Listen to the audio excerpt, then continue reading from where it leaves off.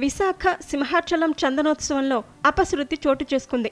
ఉరుములు మెరుపులతో కూడిన భారీ వర్షానికి 300 రూపాయల టికెట్ క్యూ లైన్ పై గోడ కూలి 8 మంది భక్తులు చనిపోయారు. మరికొందరికి గాయాలయ్యాయి. క్షతగాత్రులను ఎన్డీఆర్ఎఫ్ సిబ్బంది అధికారులు ఆస్పత్రికి తరలించారు.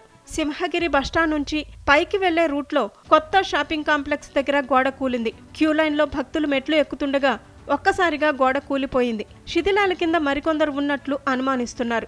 సహాయక చర్యలు కొనసాగుతున్నాయి. సహాయక చర్యలో ఎన్డీఆర్ఎఫ్, ఎస్డీఆర్ఎఫ్, అగ్నిమాపక టీమ్స్ పాల్గొన్నాయి. మృతుల సంఖ్య పెరిగే అవకాశం ఉంది.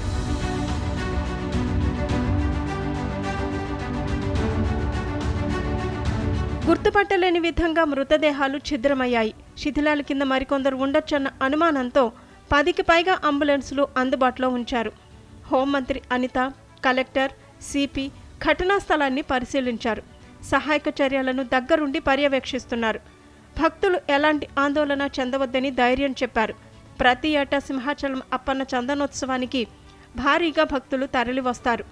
ఈసారి 2 లక్షల మందికి పైగా భక్తులు స్వామివారిని దర్శించుకుంటారని అంచనా వేశారు అధికారులు. బుధవారం అర్ధరాత్రి నుంచే భక్తులు ఆలయానికి పోటెత్తారు. 3 గంటల నుంచి దర్శనం కల్పించడంతో క్యూ లైన్లలో కిక్కిరిసిపోయారు భక్తులు. మరోవైపు ఉరుములు మెరుపులతో కుండపోతవాన కురవటంతో ఒక్కసారిగా గోడకూలి అప్పన్న సన్నిధిలో మహావిషాదం చోటు చేసుకుంది.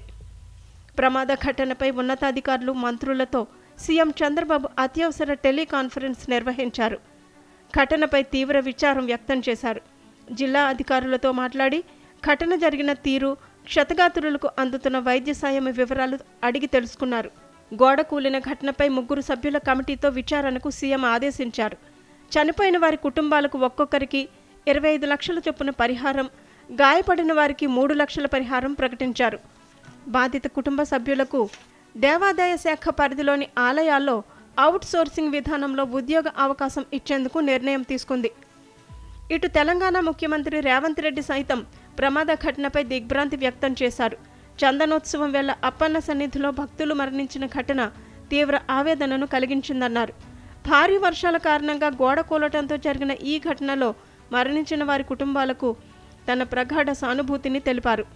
మృతి చెందిన వారి ఆత్మలకు శాంతి చేకూరాలని భగవంతుడిని ప్రార్థిస్తున్నానని చెప్పారు.